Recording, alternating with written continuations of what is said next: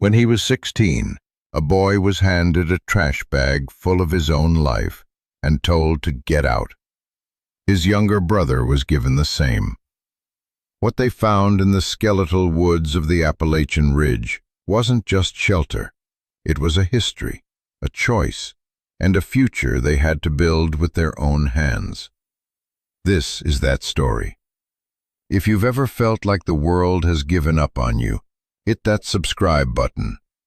We're building a community here for people who know what it's like to fight back from nothing. The vinyl of the bus seat was cracked, leaking a yellowed foam that smelled like stale cigarettes and defeat. Every few miles, the bus would hiss to a stop, the doors sighing open to release a passenger into the gray wash of a November afternoon, or to swallow a new one, each carrying their own quiet burdens. My brother Sam sat next to me, his head against the vibrating window, his breath fogging a small circle on the glass. He was 14. His shoulders were hunched in a way that made him look even smaller, a turtle pulling into a shell that was 2 sizes too big for him. Our entire worldly possessions were in 2 black trash bags shoved under our feet. My bag was heavy with a few changes of clothes, a worn copy of a book I'd read a dozen times, and the thick, suffocating weight of being the older brother. The one who was supposed to have a plan. I didn't have a plan, not a real one. All I had was a name whispered on a legal document I'd seen once, a name tied to a place I barely remembered, Jacob Hale, our grandfather, and a place, Sparrow Ridge. Aunt Carol, in her final screaming act of familial duty, had thrown the address at us like a rock. "Go live with the ghost of that crazy old man for all I care," she'd shrieked, her face blotchy and contorted. "The state can find you freezing in his shack. It's what you deserve." Then the door slammed, the lock clicked, and that was the end of the chapter. 2 years of living in her spare room, 2 years of being reminded every single day that we were nothing but a burden she'd been saddled with after our parents died. The state had placed us with her, our only living relative. And now, the day after my 16th birthday, the day I was technically old enough to be considered a problem she could legally wash her hands of, she had. The bus groaned up another incline, the engine whining in a low gear. Outside, the landscape was changing. The flat-tired suburbs had given way to rolling hills, then to the sharp, jutting shoulders of the mountains. The trees were naked, their black branches scratching at a sky the color of dishwater. A cold drizzle started to slick the windows, blurring the world into a watercolor of browns and grays.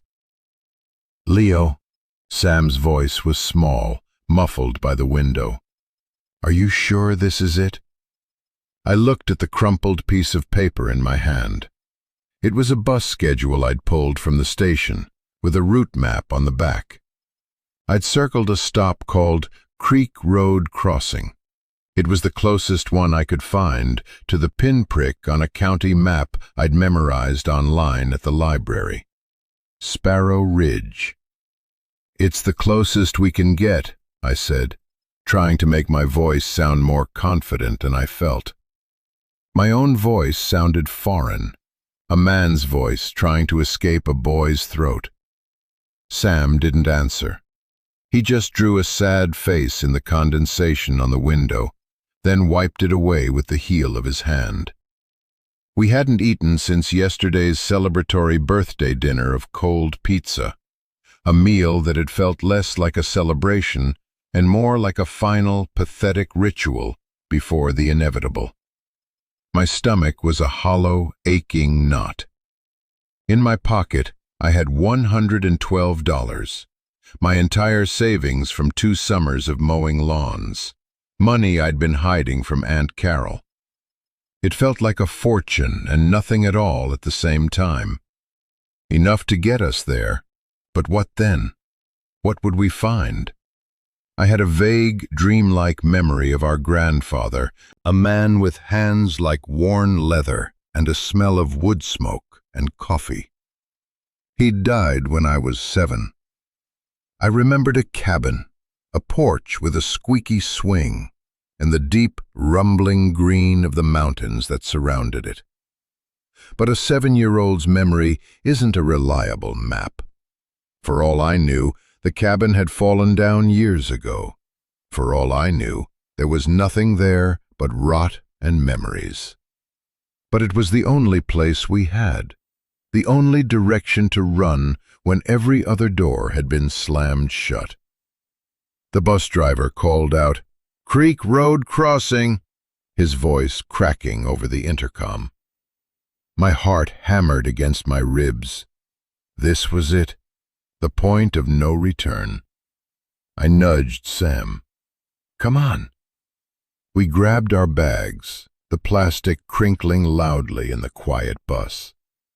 A few passengers glanced at us, their eyes full of a brief, pitying curiosity before turning back to their own worlds. 2 boys with trash bags, getting off in the middle of nowhere. Just another sad story rolling past their window. We stepped off the bus and into the cold. The doors hissed shut behind us, and with a belch of diesel fumes, the bus pulled away, its red taillights shrinking in the rain until they were gone. And then there was only silence. The kind of deep, ringing silence you only get miles from anywhere. It was broken only by the drip of water from the trees and the whisper of the wind through the pines. We were standing on the shoulder of a 2-lane road, slick with rain. A rusty, bullet-pocked sign pointed down a gravel road that disappeared into the woods. It read, "Sparrow Ridge, 5 miles. 5 miles. It might as well have been 100. The drizzle was turning into a steady, freezing rain. The sun was already sinking behind the mountains, draining the last of the weak light from the sky. I pulled the thin hood of my jacket over my head and looked at Sam. His face was pale, his lips tinged with blue. He was shivering, trying not to show it. "Okay," I said, my voice sounding small in the vast emptiness. "Let's go." That walk felt like it took a lifetime. The gravel road quickly turned to mud, sucking at our worn-out sneakers with every step. Our trash bags, filled with the flimsy substance of our lives, felt impossibly heavy. They snagged on thorny branches reaching out from the roadside, and I had to keep stopping to patch the rips with my cold, numbed fingers. The temperature was dropping fast. The rain had a sharp, icy edge to it now, and it soaked through my jacket, through my sweatshirt, all the way to my skin. I could feel a deep, penetrating cold settling into my bones. Sam walked behind me, his head down, a small, miserable shadow trailing in my wake. He didn't complain, not once. That was worse than if he'd been screaming. His silence was a heavy thing, a testament to how scared he was. He was trusting me, and I was leading us into the heart of a cold, indifferent wilderness, with nothing but a faded memory and $100. The guilt was a physical thing, a cold stone in my gut. After what felt like hours, when the darkness was nearly complete and my legs were screaming with every step, I saw it. Through a break in the trees, a dark shape against the slightly less dark sky. A roofline, jagged and uneven. My breath caught in my throat. "Sam, look." He lifted his head, his eyes wide. We half walked, half stumbled the last 100 yards, pushing through overgrown rhododendron bushes that clawed at our clothes. And there it was, the cabin. It was smaller than I remembered, and far more dilapidated. The porch roof sagged dangerously in the middle, and two of the posts had rotted away, leaving it to hang at a drunken angle. Several windows were boarded up, and one was just a gaping black hole, shards of glass still clean to the frame. A stone chimney, covered in moss, listed to one side as if tired of standing straight. The place didn't look abandoned. It looked defeated, like it had given up. For a terrifying moment, I thought Aunt Carol was right. We would freeze in this shack. "Is this it?" Sam whispered, his voice trembling. "It has to be," I said, my own hope shriveling. "There's nothing else out here." The front door was swollen shut in its frame.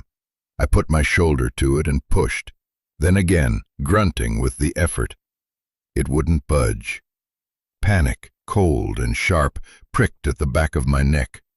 We couldn't stay out here. We just couldn't. I circled the cabin, my feet crunching on wet leaves and broken twigs. Around the back, I found a low window, its glass long gone, covered by a single piece of rotting plywood that had been nailed loosely over the opening. I wedged my fingers under the edge and pulled.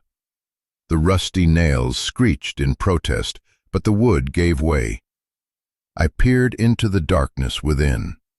The air that wafted out was thick with the smell of dust, mildew, and something else. The faint, cold scent of old ashes and pine. "Give me a boost," I said to Sam. He cupped his hands, and I placed my muddy sneaker in them, hoisting myself up and through the opening. I landed with a thud on a gritty wooden floor, sending a cloud of dust into the air that made me cough. The inside was even darker than outside. I fumbled in my pocket for the cheap little keychain flashlight I owned. Its beam was weak, a pale yellow circle that did little to push back the oppressive dark, but it was something. I swept the light around the room. It was a single large space that served as kitchen, living room, and bedroom. A stone fireplace dominated one wall, its mouth full of black soot and charred logs. A simple wooden table and two chairs stood in the center of the room. A rusted iron bed frame was pushed against the far wall, its mattress a stained, lumpy rectangle. In the corner that was the kitchen, a cast-iron sink was stained with rust, and the shelves of a crude pantry stood empty, save for a few cobweb-draped jars. Everything was coated in a thick layer of dust and grime. Mouse droppings littered every surface. It was bleak. It was miserable. But it was four walls and a roof, mostly. I went to the front door and wrestled with the bolt on the inside. It was rusted solid. I kicked at it again and again, the sound echoing in the empty cabin, until finally, with a groan of tortured metal, it gave way. The door swung open with a long, low creak. Sam was standing on the porch, looking small and lost in the deepening twilight. "Come on in," I said, trying for a casual tone. "Welcome home." The humor was so thin it was transparent, and neither of us smiled. He stepped inside, dragging his bag, and looked around at the squalor. His face fell. I saw the last little flicker of hope die in his eyes, and it was like a punch to the gut. I had to fix this. I had to find something, anything, to put that light back. "Okay," I said, clapping my hands together, the sound startlingly loud. "First things first, let's see if we can get a fire going." The wood stacked on the porch was damp, but under the pile, I found a few pieces that were mostly dry. I brought them inside while Sam, without being asked, started sweeping the worst of the debris away from the hearth with a broken piece of board he found. We worked in silence for a while, the shared task a small comfort against the overwhelming despair. I crumpled up the bus schedule and my useless map, stuffing them into the fireplace as kindling. It took me 15 minutes and half a book of matches, my fingers shaking with cold and frustration. But finally, a tiny flame caught, wavered, and then grew, licking at the dry wood.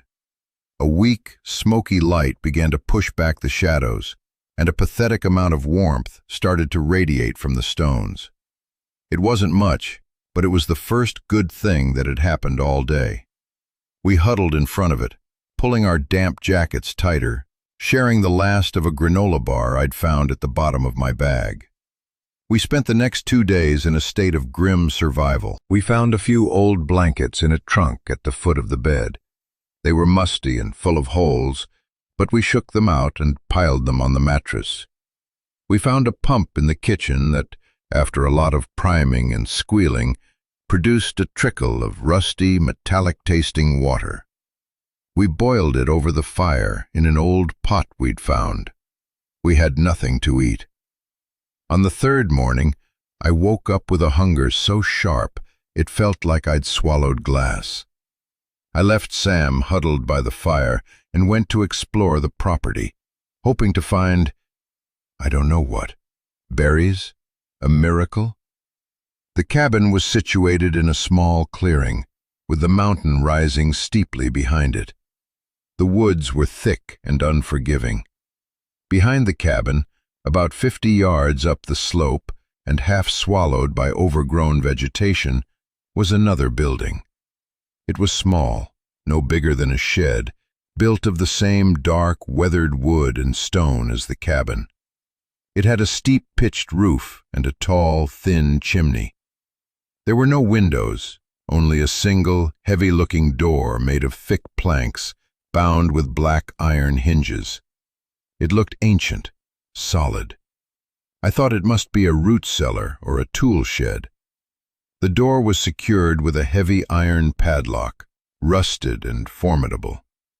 I pulled on it, but it was solid. I kicked the door, but it was like kicking a rock.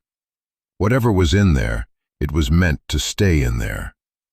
Curiosity gnawed at me. I went back to the cabin and found a rusty tire iron in a pile of junk on the porch. I brought it back to the small building and jammed the pointed end into the shackle of the lock. I put all my weight on it, grunting, my muscles straining. The metal groaned. I twisted and pulled, my knuckles scraping against the rough wood of the door. For a minute, nothing happened. And then, with a sudden sharp crack, the rusted hasp tore away from the wood. The lock fell to the ground with a thud. The door swung inward on silent, well-oiled hinges, opening into a pocket of perfect darkness. A strange smell wafted out. It wasn't the mildew and rot of the cabin. It was something else entirely. It was the rich, earthy smell of old smoke, of hickory and applewood, of salt and thyme. I fumbled for my little flashlight again and pointed its weak beam inside. It wasn't a shed, and it wasn't a root cellar. The interior was lined with smooth, dark wood, stained nearly black from years of smoke. Racks and hooks hung from the ceiling. In the center of the dirt floor was a stone-lined pit for a fire. This was a smokehouse, a serious one, and against the back wall there was something else, a large metal footlocker, the kind soldiers use. It was painted olive drab, and stenciled on the top in faded white letters was a single name, Hale. My heart started to beat a frantic rhythm against my ribs. I called for Sam, my voice cracking with an excitement I hadn't felt in years. He came running up the hill, his breath pluming in the cold air. "What is it? What did you find?" "Look," I said, shining the light on the footlocker. We knelt beside it. It was locked, but not with a padlock. It had 2 heavy latches and a combination lock set in the middle. A combination. My hope faltered. It could be anything. a million possibilities. "We'll never get it open," Sam said, his voice flat with disappointment. I ran my fingers over the cold metal, feeling the raised numbers of the lock, and then my fingers brushed against something taped to the underside of the lid's lip, hidden from view. A small folded piece of paper, yellowed and brittle with age. My hands were shaking so badly I could barely unfold it. On it, in our grandfather's spidery, precise handwriting, were 4 numbers, a date. My father's birthday. I looked at Sam, my eyes wide. Slowly, my fingers trembling, I turned the dials. Click, click, click, click. I pulled up on the latches. They sprang open. I took a deep breath, and together we lifted the heavy lid. The contents of that footlocker changed everything. It wasn't a treasure chest filled with gold, but what it held was more valuable than any pirate's bounty. It was a lifeline. On the very top lay a thick, oilskin-wrapped package. I carefully untied the twine around it and unfolded the stiff, waxy cloth. Inside was a stack of money. Not a huge fortune, but more money than I had ever seen in my life. It was mostly 20s and 50s, bundled in neat stacks with paper bands. I counted it later, my hands still shaking. There was just over $9,000. Enough to survive. Enough to give us a chance. Beneath the money, there were other things. Practical, thoughtful things. There were waterproof containers filled with matches, sealed tins of lard and salt, packets of vegetable seeds, a whetstone, a wickedly sharp hunting knife in a leather sheath, and a detailed book on trapping and preserving meat. Our grandfather hadn't just left a cabin. He had left a survival kit.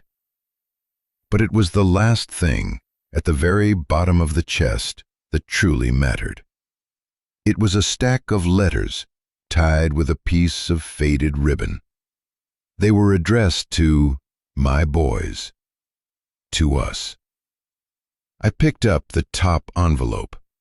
My name, Leo, was written on the front in that same familiar script. I opened it. The letter was dated just a few weeks before he died.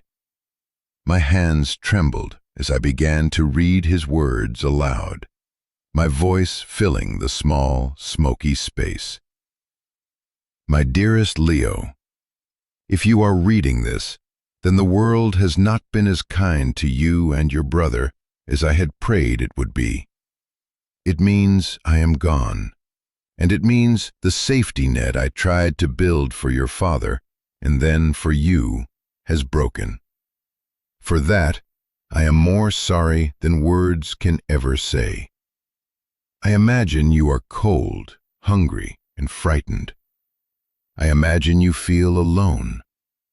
You are not alone. I am with you in the grain of this wood and the strength of these stones. I had to stop, my throat thick with emotion. Sam had tears silently tracking through the grime on his cheeks. I took a shaky breath and continued. I know you probably have questions. Questions about your parents, about me, about why you ended up with Carol. The truth is complicated, son. Your father, he was a good man, but he got mixed up with some bad people back in the city. He owed them money, a lot of it. When he and your mother died in that car accident, it wasn't an accident. They made it look that way, but I know it wasn't. The debt didn't die with him. Those people, they knew about you boys. They saw you as leverage, as a way to get what they were owed from our family. I tried to pay them off.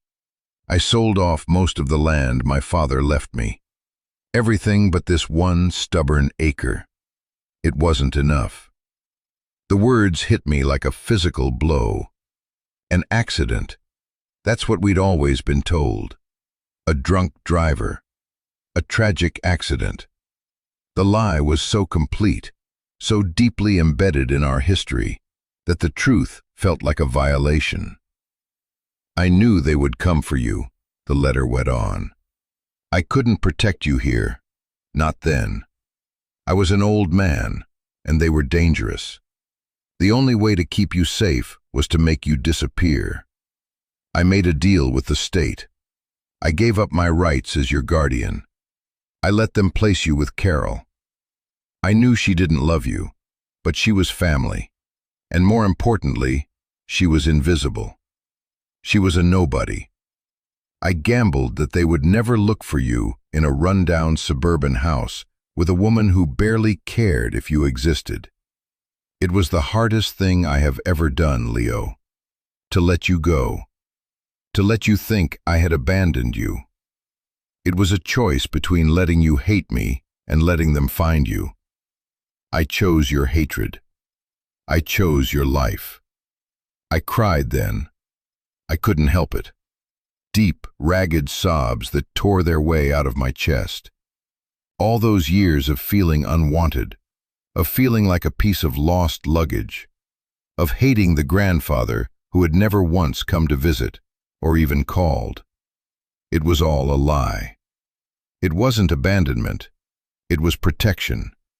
A brutal, painful, and deeply loving act of sacrifice. Sam put his arm around my shoulders, and we just knelt there on the cold dirt floor of the smokehouse, crying for the man we never knew, and for the truth we were only just discovering. There were other letters, one for Sam, telling him to be strong and to always listen to his older brother, and one addressed to both of us. This one was different. It was about the property, about the smokehouse itself. This place, this ridge, he wrote, it's all that's left of our family. But it's more than just land. It's a way of life. I built this smokehouse with my own 2 hands, using the old ways my father taught me. There's a skill in it, a magic. You can take what the mountain gives you and turn it into something that will last through the winter. It's a way to be self-sufficient, a way to be free. The money in this chest will not last forever. It's seed money. It's enough to pay the back taxes on this land. You'll find the notices in the cabin, probably tacked to the door, and to buy you some time. But time is all it buys. A real future is something you have to build. The knowledge is in the books I left you. The tools are here. The rest is up to you. You can take the money and run, disappear, start over somewhere new. No one would blame you. Or you can stay. You can learn the work. You can make this place your own.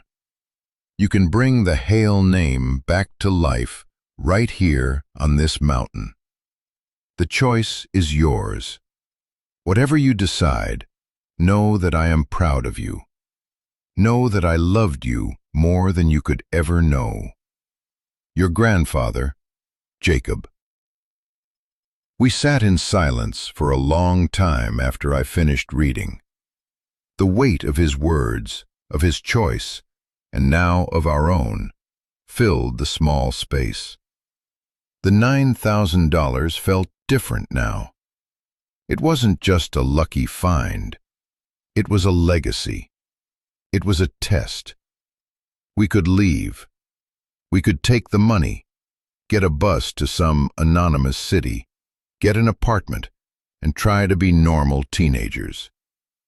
The thought was tempting. It was the easy path. No more cold nights, no more hunger, no more isolation. But when I looked around the dark, silent smokehouse, I didn't just see an old shed. I saw a gift, a chance. I saw the ghost of my grandfather, his calloused hands, his quiet strength. He hadn't just given us money. He had given us a home. A broken, difficult, demanding home, but a home nonetheless. And he had given us a purpose. I looked at Sam. His face was serious, his eyes clear for the first time in days. He had read his own letter while I was reading the last one aloud. He looked older somehow. "What do you think?" I asked, my voice quiet. He didn't hesitate. "He chose for us to be safe," Sam said, his voice steady. "Now we get to choose. I think we should stay, Leo. I think we should do what he couldn't." A wave of love and pride for my little brother washed over me, so fierce it almost knocked the wind out of me. He wasn't a kid anymore, not really. Neither of us were. The world had made sure of that. "Okay," I said, a slow smile spreading across my face. "Okay, let's stay. Let's get to work." And you know, that moment, that choice, it's something I think about a lot. Have you ever been at a crossroads like that? A moment where the easy path is right there, calling to you. But something in your gut, some deeper instinct, tells you to take the harder road. Let me know in the comments. I read every single one, and I think sharing these stories, these moments of decision, is how we remind each other that we're not alone in our struggles. Now, let's get back to what happened next. That decision was like flipping a switch. The despair that had been a constant companion for days was replaced by a surge of adrenaline and purpose. We weren't just surviving anymore, we were building. The first order of business was to make the cabin livable. We spent the next week in a frenzy of activity. We used the tire iron and an old hammer we found to pry the boards off the other windows, letting precious daylight flood into the dusty interior. The broken window we sealed with a piece of plastic from one of our trash bags. It was ugly, but it kept the wind out. We hauled the filthy mattress outside and beat it with a stick until clouds of dust and who knows what else billowed out of it. We scrubbed the floors with the gritty water from the pump and a bundle of pine needles that served as a crude brush. We found the tax notices, just as Grandpa Jacob said we would, tacked to the inside of a kitchen cabinet. They were 3 years overdue. The amount was just under $2,000. A huge sum, but one we could now pay. Our first trip into the nearest town, a place called Hemlock Creek, was a nerve-wracking affair. It was a 10-mile round trip on foot.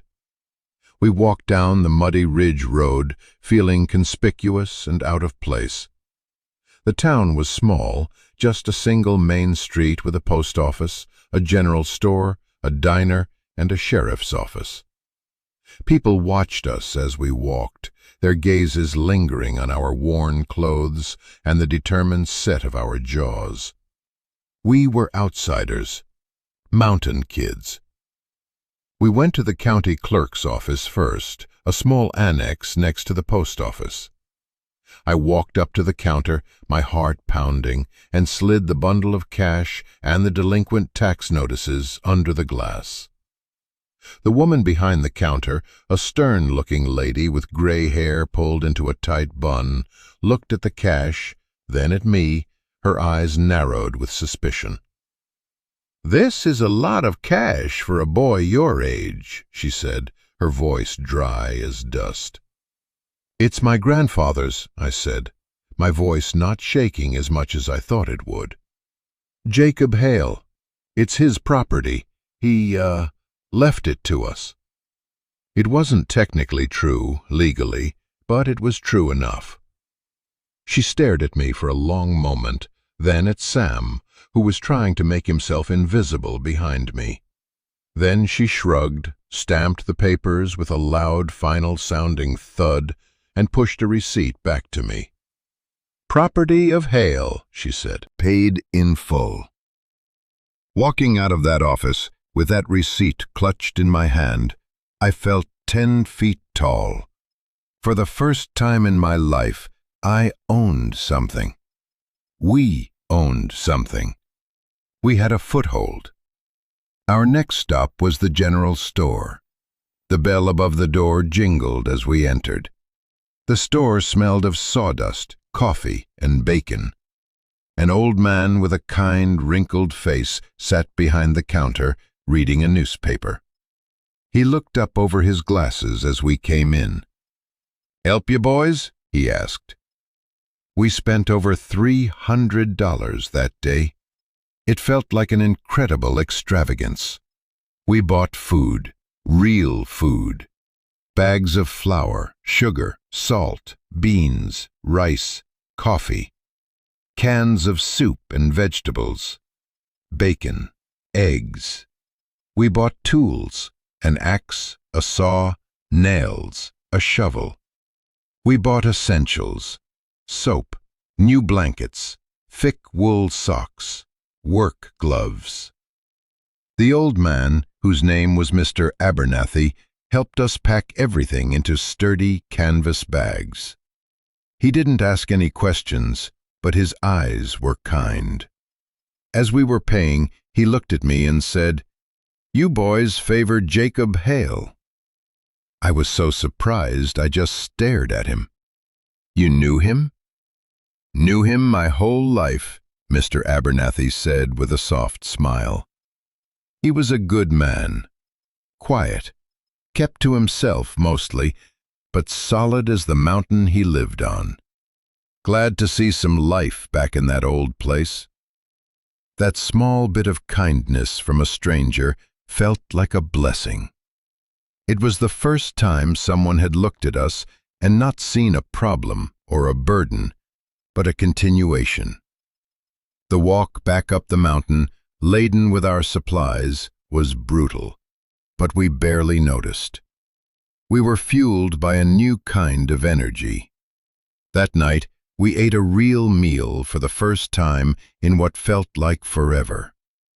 Bacon, fried eggs, and thick biscuits I made from a recipe in one of Grandpa's books. We ate in front of the fire, the cabin now clean and warm, filled with the smell of food and hope. It was the best meal of my life.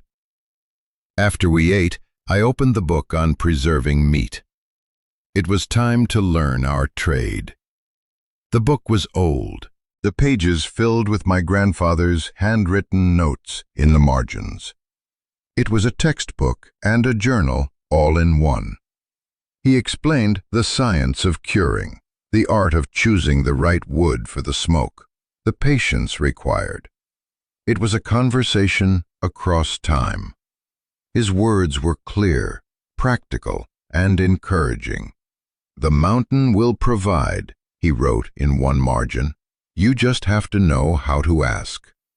So we started asking. I read the book on trapping, and after a dozen failed attempts, I managed to build a few simple but effective snares. Our first catch was a rabbit. It felt momentous.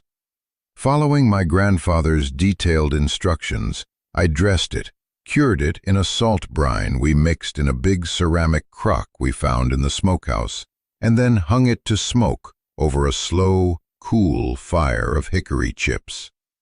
For 3 days, a thin plume of fragrant smoke rose from the stone chimney of the little building. When it was done, we had something that looked and smelled incredible. We sliced off a piece of the dark, smoky meat. It was salty, rich, and deeply flavorful. It was delicious. It was proof that we could do this. We could make this work. We weren't just two lost boys in a shack. We were learning a craft. We were honoring a legacy.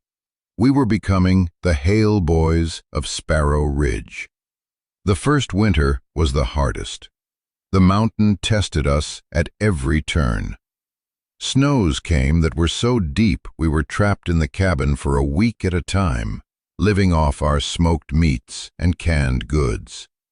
The wind howled through the trees like a hungry wolf, and the cold was a living thing that was always trying to find a way inside. We chopped wood until our hands were blistered and raw. We patched the roof where the winter rains found new leaks. We were often tired, sore, and lonely. There were days when the temptation to just pack it all in and leave was a dull ache in my chest. But then I would look at Sam, reading by the firelight, or I'd catch the scent of hickory smoke on the air, and I'd remember our promise. I'd remember our grandfather's sacrifice, and I would pick up the axe and go back to chopping wood. Slowly, things began to change. As spring arrived, melting the snow and bringing a riot of green to the mountainside, we changed with it. We cleared a patch of land for a garden, using the seeds from the footlocker. We planted rows of beans, squash, potatoes, and tomatoes. We started selling some of our smoked rabbits and squirrels to Mr. Abernathy at the general store. He paid us a fair price and started telling people about the Hale Boys smoked meat. Soon, hunters and locals started making the trek up the ridge to buy from us directly. They'd bring us deer or wild boar, and we'd smoke it for them for a share of the meat or a little cash. We weren't getting rich, but we were making a living. We were building a reputation. We were no longer invisible. One day, the county sheriff, a big man named Dale, drove his truck up our rutted road. My first instinct was fear. The law meant trouble. It meant social services, being separated, being sent back into the system. I met him on the porch, my body tense, ready for a fight or a flight. He just tipped his hat. "Leo Hale?" "Yes, sir." "Heard you boys were making some of the best jerky in the county," he said, a small smile playing on his lips. "Figured I'd come see for myself." I was stunned into silence for a moment. Then I stammered, "Yes, sir, we have some." I sold him a pound of our venison jerky. He paid me, then leaned against the porch rail, looking out at the valley below. "Jacob was a friend of mine," he said quietly. "He worried about you boys something fierce. He'd be proud of what you're doing here. Real proud." He got back in his truck and drove away, leaving me standing on the porch with tears in my eyes. We weren't just surviving. We were earning respect. We were becoming part of the community, a community that had known and respected the man whose legacy we were trying to uphold. 2 years passed like that. 2 years of hard work, of calloused hands and aching backs. 2 years of learning the rhythms of the seasons, the language of the mountain. The cabin was no longer a shack, it was a home. We had fixed the sagging porch, put real glass in the windows, and even built a small addition onto the back for Sam to have his own room. The smokehouse was the heart of our operation. We had built 2 more, larger ones, using the same design as our grandfather's original. Our little business had grown. We were selling our smoked meats and jerky to stores in 3 different counties. We'd even saved enough money to buy a beat-up old pickup truck, which felt like the height of luxury. It meant no more 10-mile walks into town. It meant we were connected. I was 18 now, legally an adult. Sam was 16. He was taller than me now, and the scared, hunched-over boy who got off that bus was gone, replaced by a quiet, confident young man who knew how to work and how to endure. We weren't just brothers, we were partners. One evening we were sitting on the porch, watching the sun set behind the far ridge, painting the sky in strokes of orange and purple. The air was cool and smelled of pine, and the faint, sweet scent of applewood smoke from the smokehouse. It was a peaceful, perfect moment. "Do you ever miss it?" Sam asked, his voice thoughtful. "The other world? TV? Video games? Friends?" I thought about it for a moment. I thought about the noise, the concrete, the feeling of being constantly watched and judged. I thought about Aunt Carol's suffocating house and the hollow feeling of being unwanted. "No," I said, and I meant it. "I don't. Everything we need is right here." He nodded, and we sat in comfortable silence, watching the stars begin to pop out in the darkening sky. Our grandfather had given us a choice. He had offered us an escape or a challenge. We had chosen the challenge, and in doing so, we had found something far more valuable than an easy life. We had found ourselves. We had found a home, not in a building, but in the work, in the land, and in each other. The Smokehouse hadn't just saved us from the cold. It had saved us from a life of being lost. It had given us a history to honor and a future to build, one smoky, savory piece at a time. This journey, from that bus stop to this porch, taught me something profound. It taught me that inheritance isn't just about money or property left to you in a will. True inheritance is the strength, the knowledge, and the love that is passed down, even when you don't know you're receiving it. It's the resilience baked into your bones by the people who came before you. Our grandfather's love wasn't in cards or visits. It was in the sturdy walls of a smokehouse, in the wisdom written in the margins of a book, in a plan that trusted us to be strong enough to choose the right path when the time came. And maybe that's a lesson that resonates with you. Maybe you found your strength not from what you were given, but from what you had to build for yourself in the face of hardship. This channel is for you. It's for the people who know that the deepest roots often grow in the rockiest soil. If this story meant something to you, please consider subscribing. Become a part of this community. And I really want you to share in the comments below. What's the one thing you've built in your life?